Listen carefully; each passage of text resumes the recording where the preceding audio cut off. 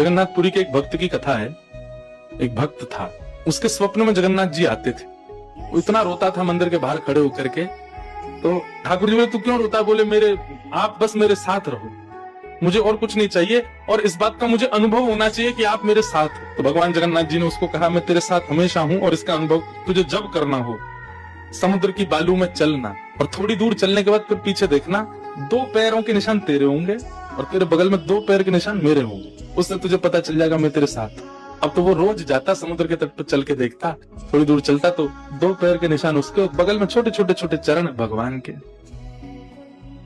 इतना प्रसन्न रहता था। लेकिन उसके घर में कोई घटना घटी, माता जी का देहावसान हो गया, बहुत कष्ट में आ गया, इतना पीड़ा में आ गया, रोने लगा, बिलखने लगा। अपनी माँ के जाने के भाव से तुरंत दौड़ करके गया। बोले, मैं मन को शांत करने का एक ही तरीका, पता चले जगन्नाथ जी मेरे साथ। अत्यंत पीड़ा में था। जैसे ही समुद्र के तट पर चल रहा था, रो रहा था बहुत तेज तेज। पीछे मुड़ करके उसने देखा तो 2 ही पैरों के चिन्ह थे। जगन्नाथ मंदिर के बाहर जाकर बोला, मैं समझ गया, मेरी माँ का देहावसान इसलिए हुआ क्योंकि आप मुझे छोड़ के चले गए हो। अब आप मेरे साथ में नहीं हो।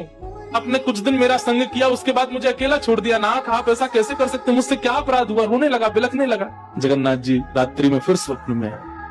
क्यों रो रहा था? बोले, नाथ, आप मेरे साथ थे हमेशा, और आज आप मेरे साथ नहीं थे। मैंने जाके देखा 2 ही चरण चिन्ह थे, और आज ही मेरी माँ का भगवत धाम गमन हो गया। इसका मतलब आपने मुझे त्याग दिया ना? मुझसे कोई अपराध हुआ है? भगवान बोले, नहीं। तो फिर आज आपके चरण चिन्ह क्यों नहीं थे? भगवान बोले, कल तक मेरे चरण चिन्ह थे क्योंकि तू भी चल रहा था और मैं भी चल रहा था, परंतु आज तू पीड़ा में आ गया तो तुझे गोद में लेके मैं ही चल रहा था। वो मेरे चरण चिन्ह, तेरे नहीं।